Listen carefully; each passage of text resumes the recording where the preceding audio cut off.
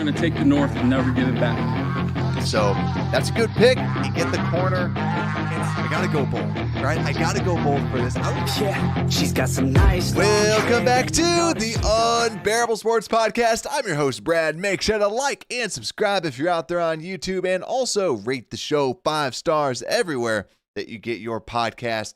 The game just finished. Bears end up winning. Let me pull that up. 29-27. Chicago Bears win on a last play, or last 2 seconds play, to Jahdae Walker, Tyson Bagent, Jahdae Walker, touchdown. How we feeling, Bears fans? That was crazy. We got Jonathan out there. What an epic finish. Agreed. Just, I got to say, because normally we like to kind of break down the overall game and other things. We haven't had this close of a preseason game this entire time. And man, Jahdae, like, right? When you want to talk about a player that is making himself some money and making a name for himself, I was going to come out here and start talking a little bit about Jahdae Walker. And Jahdae Walker, very good end of the series. You know, the amazing toe tap to get in bounds on one of the plays out there. And then, obviously, the touchdown catch. Crazy good grab. Crazy good play by Jahdae Walker. Absolutely love to see it. But very good. And we saw Bagent bring people down all the way down the field and do well. And the other thing, too, we didn't see Austin Reed. We did not see Austin Reed out there at all. It was just Caleb and Tyson Bagent. So it feels good that those are your only quarterbacks that you have out there, and you end up winning the game. So technically still, Caleb is undefeated. Or with Caleb, we're undefeated. We have never lost with that. But let's break down the rest of the game. So we obviously have that super big high, but then the other things kind of going on with it, because I do agree with my good friend Drax out there with work in progress. So let's talk about the entire game. Let's talk about just the entire holistic piece, because if we talk about the backups, right? Like, let's just break that down first. Tyson Bagent, good game, 20 of 28, 212 yards, 3 touchdowns, only sacked once. Phenomenal game for him. And, you know, yet again, actually, I'd say good. Played very well. Then we'll break down some of the offense because, well, I think the big thing is, like, Theo Benedette kind of showed who he was really there. Because last game, I really liked him. In week 1, I thought he was okay. But then week 3, man, week 3, it was not a great game for Theo Benedette right out the jump. He let up 3 straight pressures. Wasn't great. The other piece too is then on the defensive side. The defense seemed to be lacking a little bit of oomph. And what's crazy too is, you can, for those that are out there, you can see Jaquan Brisker 6 tackles. And I'm watching that game with Johnny PayPal and my dad, and we're watching this, and my dad's just like, Jaquan Brisker's everywhere, man. He's like, Jaquan Brisker's doing everything for this defense. And when it came down to the backups, you also saw what happens when you don't have Austin Booker out there. You don't have this good defensive end, a competent player, right? Passanio, I was kind of hoping for a little bit more. Didn't really see much. But let's break down the actual starters, because that's what a lot of people want to care about. And with Caleb, we saw them kind of come out very flat. And actually, I have the plays up on my other screen, but it's just a perfect example of what we kind of didn't want to see out of this. Let me just refresh this real quick. But it's they started off fumble, and then they, it was you don't know who exactly the fault was on that initial fumble, and then you got a false start. And then and then you have Caleb has to be ran out, and then he ends up throwing away. I like that he threw it away, and I like that he extended the play, and then he ended up completing to DJ Moore. And then the next drive down, it just did not look that great. And here they flipped all the different orders on me. Before it was the other way, now it's this other way. And really what we're seeing, Swift to the right guard for only 3 yards. Caleb pass short left to Swift for 6 yards. And it just didn't seem as smooth as it was before. Like, and I like what Drax said, just flat. It really was. And we can't necessarily make the excuse, so to speak, about not all the starters were out there. Really, Tooney was the only one that wasn't out there from the offense. And we got to watch the film. I don't know when we're going to watch the film. Normally we watch it the day after. I'm hoping we can this weekend, just so everyone knows. I have 4 kids, and all 4 are getting baptized at the same time. So we got a whole fleet of people coming over. So got a brisket all that I'm going to be making, all this other stuff. So it'll be a busy weekend. So I'll see when we can do that. So just make sure to hit the notification bell so you know when we're going to be live. But with this offense, though, I'll tell you this, like, it didn't look great. Now, am I hitting the alarm bells that all of a sudden we're going to suck and all this bad stuff? Nah, like I'm not smacking the alarm bells yet. But the big thing is, yeah, I agree with Mug. Like, they did look a little bit nervous. Like, they looked a little bit timid. It looked like, hey, let's just, like, they wanted to coast. Yet again, this is preseason.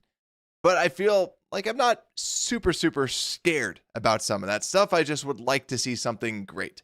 But the thing that really put the sour taste in my mouth was when you see, like, 17-3, 20-3, and we have our starters out there, and they had their starters out there, and you're like, if this is a real game, we're down 2 touchdowns.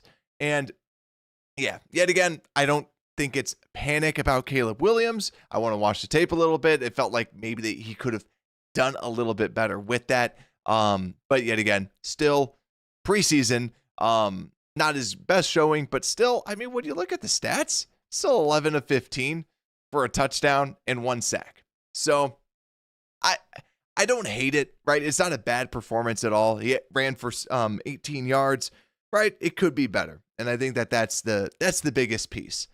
But the big thing, like, if you want to hit the alarm bells, and I see this out there, I see this with Ricky, I see this with a lot of other people, like, if you want to hit an alarm bell, the defense, not saying the defense is going to be bad, but this is the thing that, like, we've kind of talked about, that still, to this day, our biggest question mark is defensive end. And also, if you look at the positions, and I don't have the exact numbers, probably the position that we spend the most money at is defensive end. Now, Montez Sweat looks solid. Dayo Odeyingbo was MIA. And Josh Simmons, who is someone that I know myself, I really like coming out of the draft, there was questions about his injury history and just what he looked like. How injured is he? He didn't look injured. He played phenomenally well and stopped Dayo Odeyingbo at multiple times. And there was that run to the outside, to the left-hand side, that Isaiah Pacheco ended up slipping on the outside. What did Dayo do? Dayo just flew by his guy because he's like, I finally won. And then, like, the guy just ends up, Pacheco just hits the open hole, wide open, and goes for it. The defensive end spot needs to be fixed. It needs to get better. And when you watch this, you realize how weak that defensive end group is. Because, well, we only saw one complete drive, and it was only like 3 plays out of the starters last week. But what we saw was Montez Sweat looked solid. Montez Sweat looked like Montez Sweat. You know what you're getting. He looks a lot healthier, but you did not see anything from the Dayo side. And that's the thing that just, it's the, okay, you know, I remember when he was signed, there's a lot of people out there that are like, what does the common fan know? What do people know when they didn't like the signing? You know, he's a perfect scheme fit.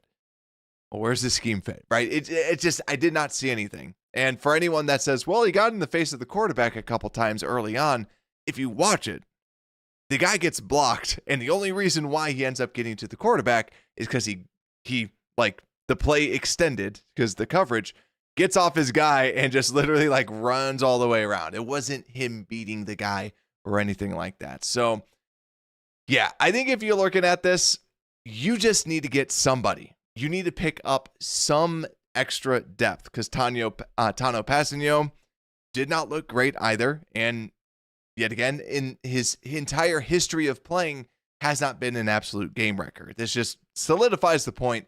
You need somebody. Dominique Robinson, it looks like he's just okay, but you can definitely improve. Like, if you're not going to have two great people up at that front lines just get a lot of bodies. I forgot who it was. I was hearing someone talk about it where they're like, I'd rather have a fully energized rusher than just one person that you stick out there constantly. So get that depth. You have the ability to do that. And I see Jadeveon Clowney out in the comments. Like, I still like Clowney, right? There's still a lot of defensive ends that you can bring in and try and do something. You don't owe anything to Dominique Robinson. You don't. And if we pull up like the depth chart, Dominique Robinson, you can get better. Passanio, you can get better. Hardy's more of a special teamer. But it's like you can add in at least one other person to really try and bolster this, and then you're hoping that Austin Booker can do something. Because you saw without Booker, there really wasn't anything else out there. But yeah, so doom and gloom on the defense, but still, it should be a good unit. But yet again, they'll be coached well. They still have some good people.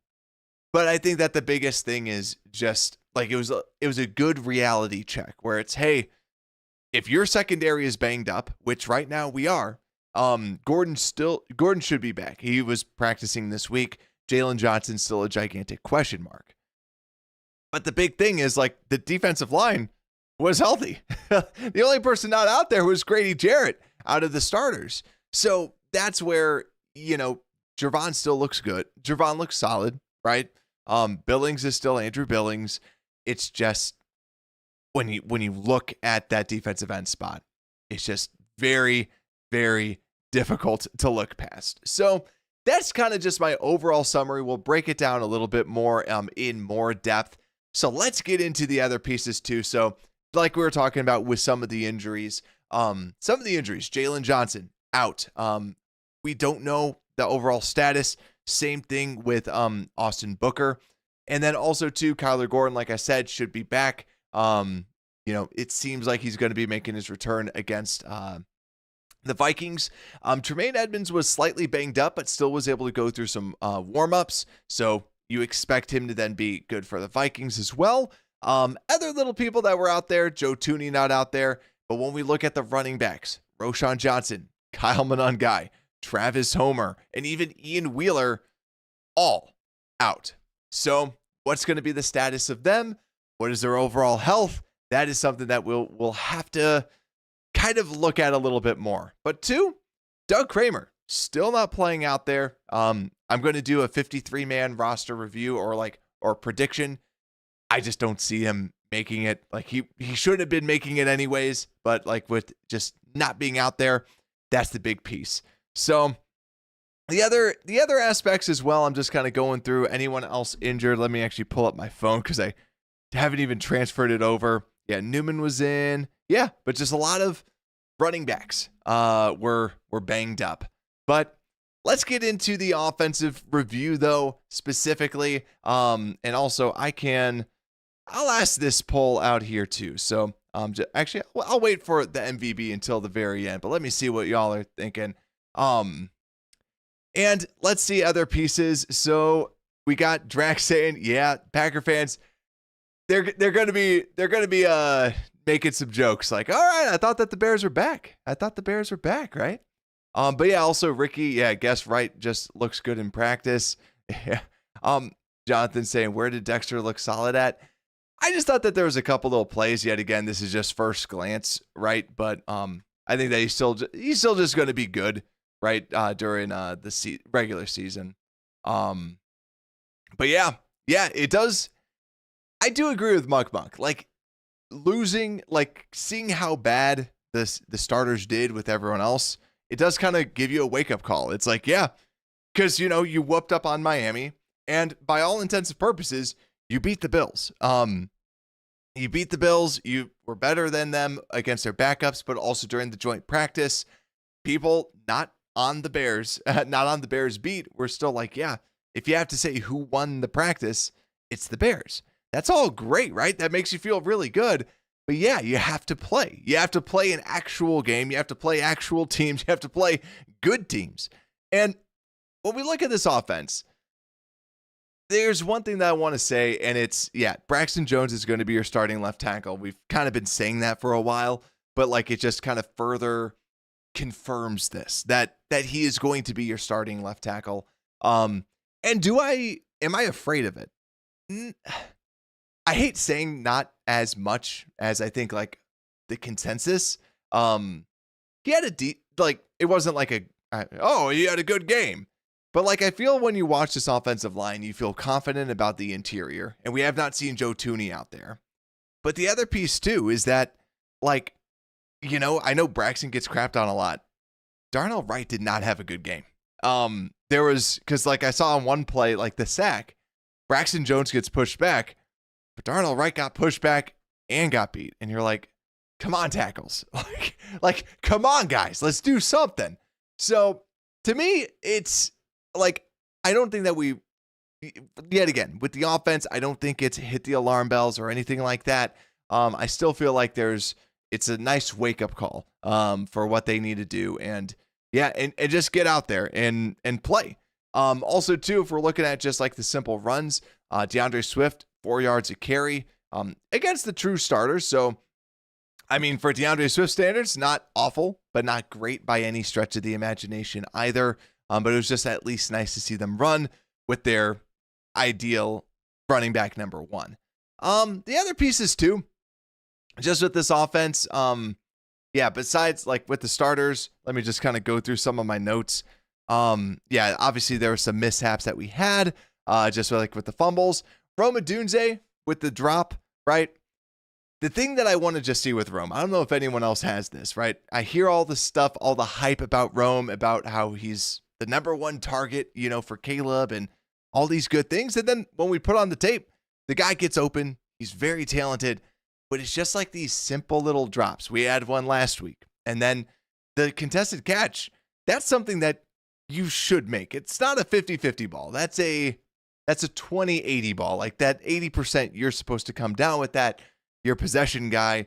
But then later on, he made the touchdown catch. He was making extra grabs. So good stuff from Rome towards the end, but it wasn't like, yet again, you're the possession guy. You're supposed to be making those big catches. 3 receptions on 5 targets. You'd like to see that better, right? Especially if you want to be the go-to guy that you have this chemistry with. Just want to see that a little bit better. Other than that, like, Luther Burden is still really good at football. He flipped the ball. He's got to watch that. Like, it was very, very ticky-tack, very, very, like, really you're going to call that on him. But yeah, Luther Burden's still darn good. Just still really, really, really good. And quite frankly, it's like when you look at Rome, like what Ricky's saying, the thing that like Rome never, in my opinion, like I was lower on Rome than I'd say most people, because I know like some people were obsessed with them. To me, he was always like very good possession, very good receiver, like very, he's a possession receiver, like that kind of borderline 1, borderline 2.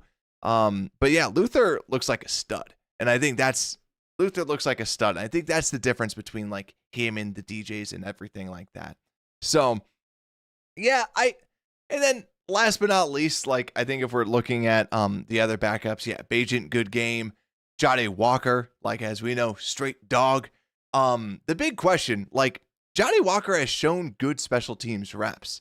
So when I'm going through my 53-man prediction, like I want to see who's out there, but I would like him on the team. He's shown good wide receiver reps, and he's shown so far, like I'm not a special teams ace, and we don't watch the special teams reps on the all 22 reviews, but when you see him, he always seemed to be around the ball. He seemed like he was a good special teams contributor. So to me, I like the idea of him at least being on it, because would you rather have him or Maurice Alexander? To me, give me Jade Walker. I think he's got more upside. So yeah, I agree with, I'm hoping Muck, I hope Walker ends up making the team, because he deserves it, right? You never know how sometimes how they can be with like these constructions. And what I've always kind of heard too is usually they have the 53-man roster like kind of set in stone, like, or set in pencil when they get into this last game. And then unfortunately it's usually like injuries that then tweak it. rather than actually how they play, because they have so many different days of practice that they've watched these players play. But overall, I mean, offense, like to see it better, like to see it kind of move in the right direction. Running backs, I think with everyone, like Royce Freeman's the only one that actually has a chance to kind of make a practice squad or anything like that. Otherwise, I can see that's another position that it feels like they need to start adding some depth to. So speaking of this, let's get into the defense review. And a couple things that I have not brought up. And Drax, thank you. The most unvaluable player, Nahshon Wright. Nahshon Wright has been someone that has kind of turned a lot of heads at camp, and just awful day today, and just kind of showed like that whole backup status. Multiple penalties literally on a single play. I don't know the first time I've even seen that. That might be a first for me. I didn't know that you can do that. But Nahshon Wright found a way to do it. Not a great look right out the gate. And then also too, just it seemed like he was consistently picked on. And I want to also kind of highlight this too, is that someone who did not seem to be picked on was Tyreek Stevenson. And I want to just give him his flowers a little bit, because when we've watched the tape, usually Tyreek Stevenson has been pretty solid when he's been out there. He's you can tell he's a starter compared to everybody else. Nick McLeod didn't feel like he gave up much in coverage as well. It's always hard to kind of see some of the defensive backs, but it just kind of goes back to Trey Flowers, to me, has always been someone that has given up so many yards every time that we watch the tape. And yep, allowed a deep ball. Nahshon Wright allowed a deep ball. Just not good. It just was not good. So yeah, I like what Ricky's saying. Like, yeah, you can get a veteran defensive back if you want to bring that in. The thing that just gets you nervous is that I've always felt good about our defensive backs, like with the depth of it, because I was always like, oh yeah, well, because we always had Terrell Smith. Terrell Smith's not here anymore. Terrell Smith could always fit in and be like, okay, he's going to give you good starter play, right? He was that guy. He was just a good, solid starter.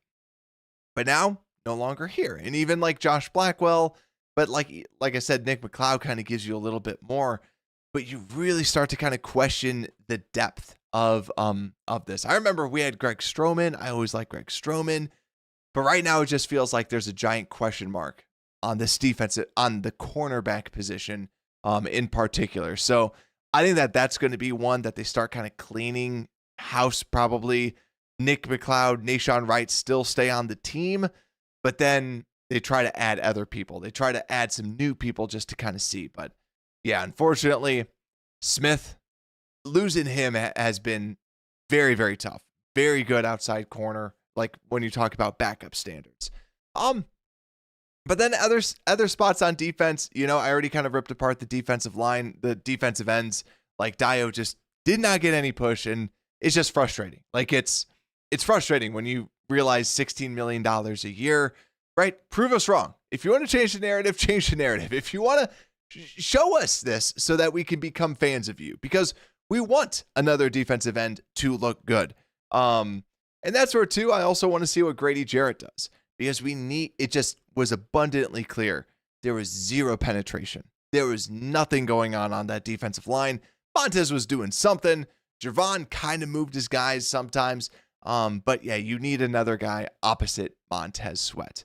Other than that, just kind of going through, Jaquan Brisker was flying out there, making some tackles, but yet again, it wasn't like they were dominating or doing anything great. Let's see. Carl Jones, I don't think he makes the team. I know that he was always kind of third string, other things like that. And like I said, Passanio didn't look great. Chris Williams definitely making the team. Zach Pickens was out there at the very, very end. I'd be shocked.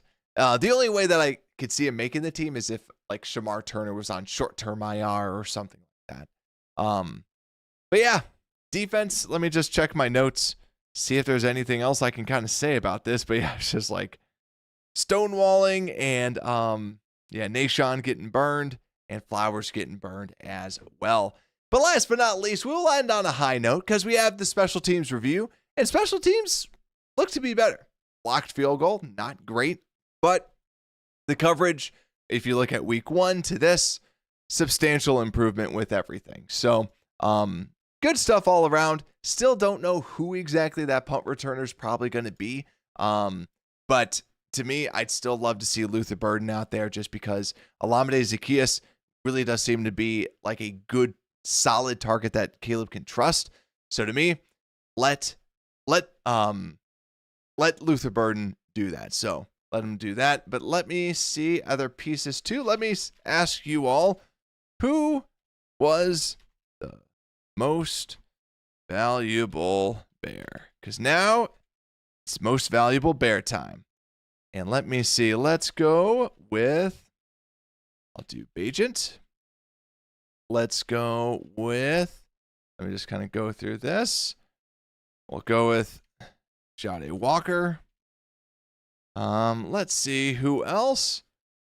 I don't even know who else to put. Like, that's the toughest part. I'm like, I don't even know who to put. I'll put Daniel Hardy. And I'll just do other. I think that this is pretty simple. To me, I think it's Jade Walker. I think Jade Walker had a great game. And like I said, those passes on the very far outside look great. So to me, Jade Walker, I wouldn't blame you if you said Bagent. Bagent had some very good throws at that very end. Because, yeah, Rome had the most receiving yards at 45 yards. But like I said, those seem more like schemed up little plays. Tyler Scott had a solid game. Yet again, 3 catches, 37 yards. I'm flirting with the idea of putting him in my 53 because I know for a while I was like, I don't see it. But I can see it more and more just because I don't know about Maurice Alexander. But still, Maurice Alexander, 4 catches. He's frequently in there. Joel Wilson is another like good tight end that I like. 4 catches, 29 yards, 1 touchdown. Look at that. Just trying to find anybody else. Yeah, not a lot happening. So with that, y'all have voted. It's Tyson Bagent. Y'all have voted for Tyson Bagent. I still like Walker just because of the very end. Like, and also too, I'm like, I like giving it to more of an unknown person because JP Richardson was supposed to be the person to take off. We did not see it.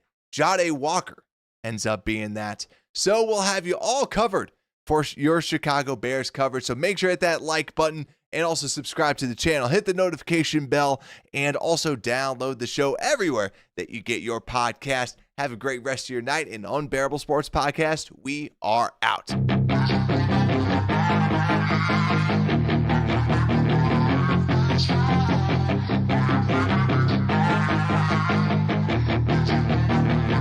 Yeah, she's got some nice long hair and you